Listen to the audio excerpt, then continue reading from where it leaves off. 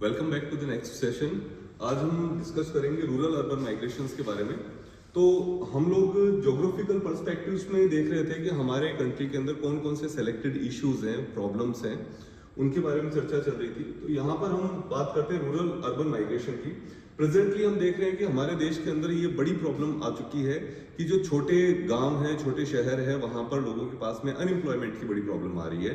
लोग अपनी आजीविका के लिए अपने गांवों को छोड़ करके बाहर जा रहे हैं। इसका एक बड़ा कारण ये भी है कि एंसेस्ट्रल जो सिस्टम है उसमें हमारे पास में, चूंकि हमारा कंट्री एग्रो डोमिनेटिंग कंट्री रहा है, तो हमारे पास में जो जमीनें थी वो फर्दर डिवाइड होती चली गई। और ऐसे में परिवारों की स्थिति ये आ गई है कि कुछ परिवारों के पास में वर्तमान समय में, प्रेजेंट टाइम में, लैंड की साइज है वो इतनी छोटी हो चुकी है कि उस पर वो सर्वाइव नहीं कर पा रहे। ऐसे में वो उस लैंड को छोड़ करके और अदर एक्टिविटीज के अंदर, नॉन एग्रीकल्चरल एक्टिविटीज के अंदर वो वर्क कर रहे हैं। ऐसे में वो सेमी स्किल्ड या अनस्किल्ड जॉब्स के अंदर वो जाते हैं और उन्हें फिर ऐसे में माइग्रेट होना पड़ता है अर्बन सेंटर्स की तरफ। इसमें भी एक चीज और देखने को मिली है कि हमारे जो छोटे अर्बन सेंटर्स है वहां पर लोगों का रुझान जाने का कम रहा है, क्योंकि वहां जॉब अपॉर्चुनिटीज कम रहती है। तो मोस्टली लोग हैं वो मेट्रोपॉलिटन सिटीज की तरफ मूव कर रहे हैं। और ऐसी कंडीशन में वहां मेट्रोपॉलिटन सिटीज के अंदर स्लम्स की दिक्कत आती चली जा रही है, स्लम बढ़ती चली जा रही है। स्लम के लिए एक सेपरेटली टॉपिक हमारा दिया हुआ है जिसमें हम मुंबई की स्लम के बारे में डिस्कस करेंगे। यहाँ पर हम रूरल अर्बन माइग्रेशन में एक छोटा सी केस स्टडी लेते हैं जिसके जरिए हमें ये देखने को मिलेगा, समझने को मिलेगा कि क्यों लोग आखिर अपनी नेटिव प्लेस को छोड़ करके अदर प्लेस पर जा रहे हैं। यहाँ पर ये जो स्टोरी है ये एक रमेश नाम के पर्सन की है। रमेश जो कि एक कॉन्ट्रैक्ट के ऊपर वेल्डर का और कंस्ट्रक्शन साइट्स पर वेल्डर का काम करता है। ये आपके ओडिशा के कल्चर का अंदर काम कर रहा है पिछले 2 सालों से। ये अपने विलेज के अंदर रहता था और परिवार की इकोनॉमिक रिस्पॉन्सिबिलिटीज को फुलफिल करने के लिए इसे 9th स्टैंडर्ड में ही अपनी जॉब अपना स्टडी छोड़नी पड़ी और जॉब के लिए आगे जाने पड़ा। इनके गांव के अंदर जो कुछ लोग थे वो बाहर शहर के अंदर काम कर रहे थे, जालंधर जो कि पंजाब में, वहां पर वो लोग काम कर रहे थे वुलन फैक्ट्रीज के अंदर। तो इससे उन लोगों से प्रेरणा मिली, क्योंकि गांव में रहकर के ज्यादा कुछ अर्न नहीं कर पा रहा था, घर जो था वो कर्ज के अंदर दबा चला जा रहा था। तो इसने अपनी पढ़ाई छोड़ करके वहां जाके काम करना डिसाइड किया। और वहां जब काम करा तो इसे जो शुरुआत में सैलरीज मिल रही थी, उन सैलरी से ये अपना बहुत ही कम पैसा अपने पास रखता था खर्चे के चलाने के लिए, बाकी रेस्ट ऑफ मनी अपने गांव भेज रहा था। इससे धीरे धीरे इसके परिवार की इकोनॉमिक कंडीशंस के अंदर इंप्रूवमेंट होना शुरू हुआ। और इंप्रूवमेंट होते होते अब इन्होंने अपना एक थोड़ा पक्का मकान भी बना लिया। परिवार में बच्चे जो थे उनको भी स्कूल भेजना शुरू किया और इनके खाने पीने की भी अब समस्याएं उतनी नहीं रही। तो ऐसे करके इम्प्रूवाइज हुआ, इसकी लाइफ इम्प्रूवाइज हुई। लेकिन अभी भी ये व्यक्ति है, ये अपने साथ में अपने परिवार को नहीं रख पा रहा है। तो कहीं ना कहीं एक फैमिली वाला पेन रहता है कि लोग अपने परिवार से दूर रह करके काम करते हैं, वो अपनी सोशल गैदरिंग्स है उनको अटेंड नहीं कर पाते, फैमिली फंक्शंस को अटेंड नहीं कर पाते, लेकिन फिर भी ये लोग बाहर रह रहे हैं। क्यों? क्योंकि ये अपनी इकोनॉमिक लेवल को, अपनी इकोनॉमिक लाइफ को थोड़ा इंप्रूवाइज करना चाहते हैं, बेहतर बनाना चाहते हैं। ऐसे ही रमेश के साथ हुआ। रमेश जो कि 20,000 रुपए हर साल अपने फादर को भेजता था अपने नेटिव विलेज में, और धीरे धीरे ये जो पैसे थे इनके कंजम्पशन, हेल्थ केयर और स्कूलिंग, बच्चों की पढ़ाई में उसमें काम में आने लगे। धीरे धीरे इनके लिविंग स्टैंडर्ड का फैमिली का वो इम्प्रूवाइज होता चला गया। पिछले 15 सालों की यदि हम बात करें तो सेम कंडीशन बनी हुई है। अब रमेश जो है वो अपने कॉन्ट्रैक्टर के साथ साथ में अदर प्लेसेस पर, सूरत, मुंबई, पुणे, वहां पर भी घूमता रहता है। और अब आगे चल करके इन इलाकों में जब ये रहता है तो वहां पर इसे रहने के लिए वो एक स्पेस नहीं मिल पाता है जो कि बेहतर स्थिति वाला हो, क्योंकि वहां पर रहने के लिए इसके पास में पैसे ज्यादा होने चाहिए। तो ऐसी कंडीशन में रमेश जैसे ही बाकी के और भी कई सारे लोग हमारे देश में शहर के उन हिस्सों को चुनते हैं जहां पर कोई रहता नहीं है, या फिर वो गवर्नमेंट की प्रॉपर्टीज हैं, या फिर किसी नाले के या शहर के आउटस्कर्ट एरिया में सड़कों के किनारे, रेलवे लाइंस के किनारे जो स्पेस मिलता है वहीं पर ये लोग अपनी झुग्गी झोपड़ियां बना लेते हैं और वहां पर रहना शुरू कर देते हैं, ताकि इन्हें किसी तरह के ज्यादा एक्सपेंसेस नहीं करने पड़े। और ये जो जगह होती है ये किसी तरह से प्लान्ड नहीं होती है, और ऐसी कंडीशन में बड़ी ही अनहाइजीनिक कंडीशंस यहाँ देखने को मिलती हैं। पर ये लोग यहाँ पर रहने के लिए मजबूर होते हैं ताकि ये अपने परिवार को फीड कर सके, ज्यादा से ज्यादा पैसा ये सेव कर सके और सेव करके अपने फैमिली में भेज सके। कुछ फैक्ट्स हमारे सामने हैं यहाँ पर, उन पर हम डिस्कस कर लेते हैं। प्रेजेंटली 55% वर्ल्ड की पॉपुलेशन है वो सिटीज में रह रही है, और नियर फ्यूचर के अंदर इसका ये एक एक्सपेक्टेशन किया जा रहा है कि 2050 तक आते आते 68% वर्ल्ड पॉपुलेशन है वो हमारे अर्बन सेंटर्स के अंदर जो है वहां पर रहेगी। गवर्नमेंट से उनको ये इंश्योर करना पड़ेगा कि उनको ये बेटर प्लेसेस दे सके, ऑप्टिमल इंफ्रास्ट्रक्चर फैसिलिटीज उनको अवेलेबल करवा सके।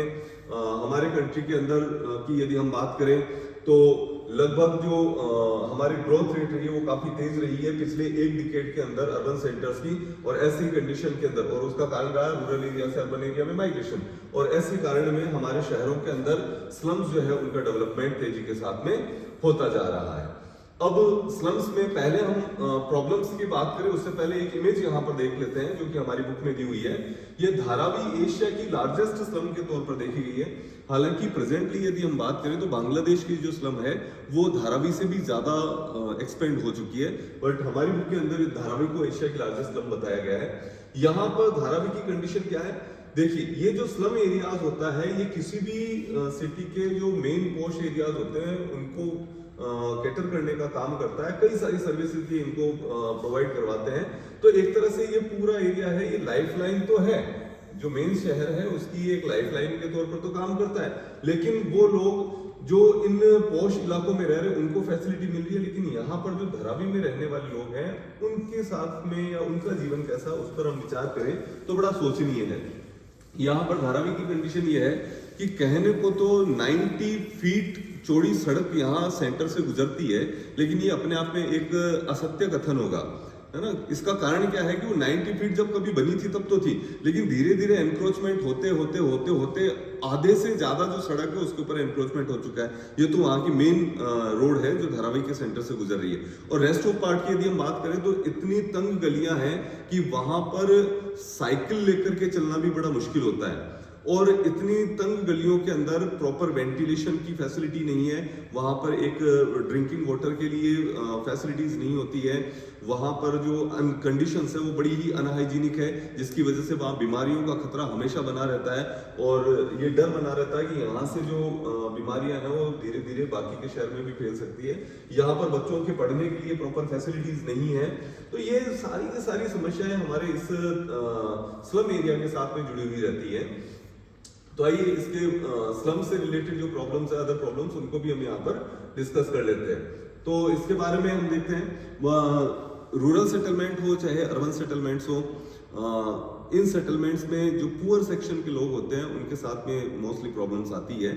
अर्बन सेंटर्स में स्लम में मोस्टली पुअर लोग रह रहे हैं, तो वहां पर उनके साथ में समस्या क्या है।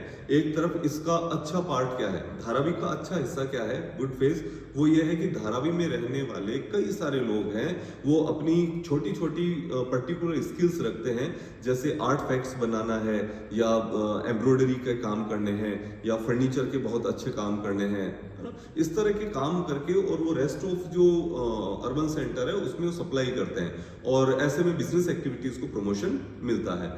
इसके अलावा जो पोश एरियाज है वहां पर मेड्स के तौर पर काम करना, शहर को साफ सुथरा रखने में जिन लोगों का योगदान है वो सारे के सारे लोग इसी पार्ट से आते हैं। तो ये तो एक अच्छा हिस्सा है धारावी का, लेकिन इसके साथ साथ में कुछ प्रॉब्लम वाली बातें भी है। वो प्रॉब्लम वाली बातें क्या है, पहला, अनहाइजीनिक कंडीशंस की वजह से यहाँ पर बीमारियां फैलती है, और वो बीमारियां ट्रांसफरेबल डिजीज यदि होती है तो रेस्ट ऑफ शहर को भी वो अफेक्ट करती है, क्योंकि यहीं से लोग निकल करके पूरे शहर में अपनी सर्विसेज देते हैं।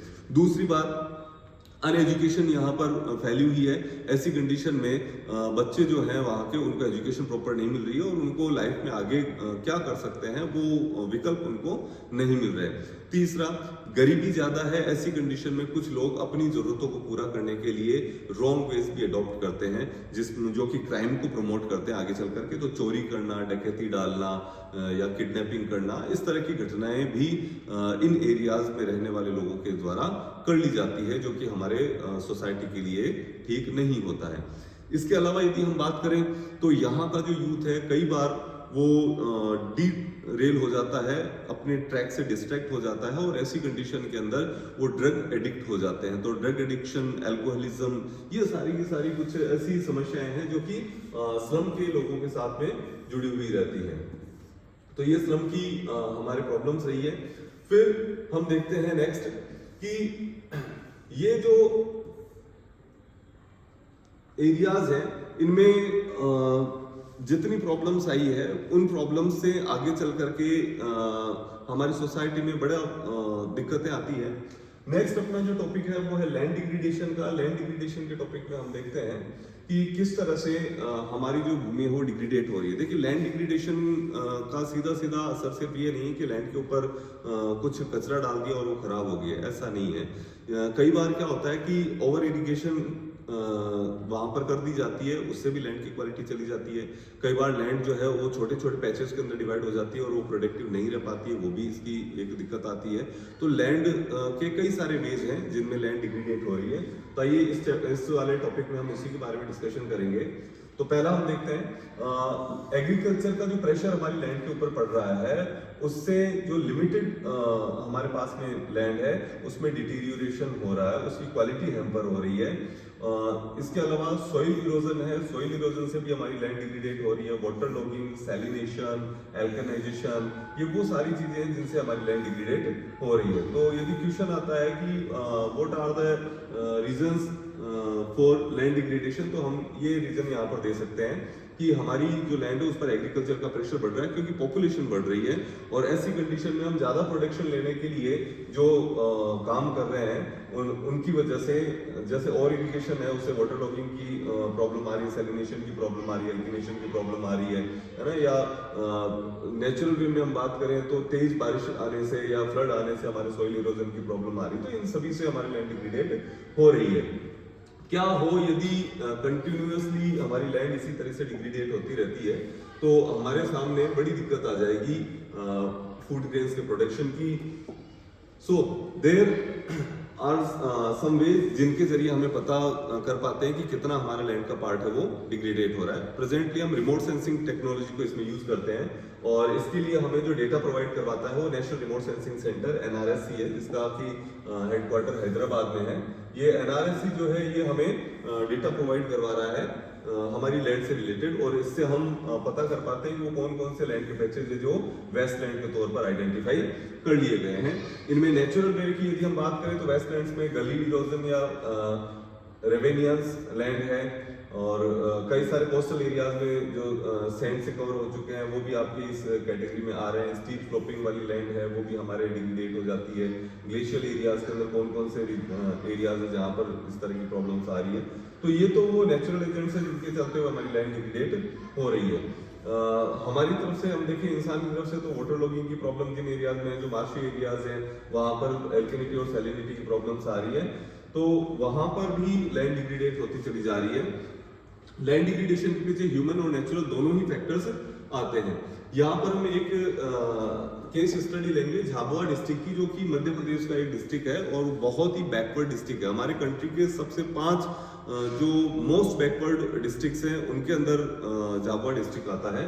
तो लैंड डिग्रेडेशन तो कई वेज में हो रहा है, नेचुरल और मैन मेड कॉजेज से दोनों से ही हो रहा है। माइनिंग एक्टिविटी भी इसमें अपना रोल प्ले कर रही है। तो इससे बाहर कैसे निकला जाए उसकी एक बड़ी अच्छी केस स्टडी यहाँ पर दी हुई है।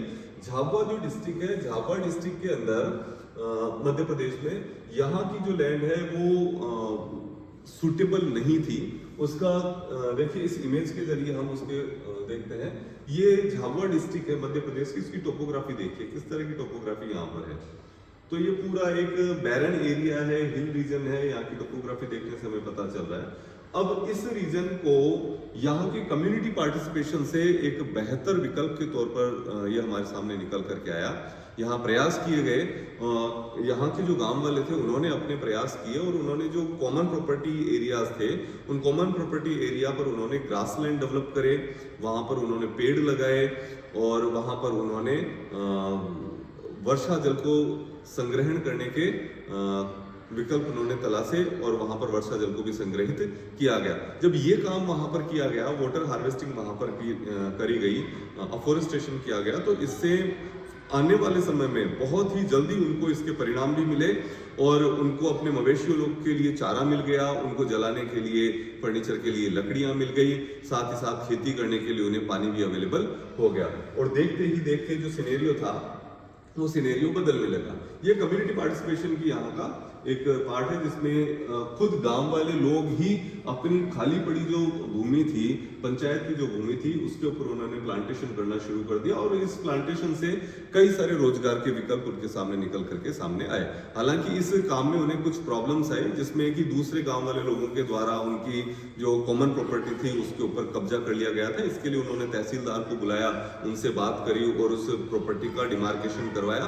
ये सारे काम करके और झाबुआ डिस्ट्रिक्ट के लोगों ने अपने यहाँ पर जो लैंड थी, उस बैरन पड़ी लैंड को, जो बैरन लैंड थी, जो कि डिग्रेडेटेड लैंड थी, उसको उन्होंने प्रॉपर करा, लेवलिंग करी और उसको प्रॉपर किया और इस तरह से उन्होंने इस रीजन के डेवलपमेंट में अपना रोल प्ले किया और अपनी प्रॉब्लम्स को खुद सॉर्ट आउट करवा लिया। ये कुछ इमेजेस है जो कि झाबुआ की प्रॉपर्टी की यहाँ पर दिखाई गई है। So this was the chapter.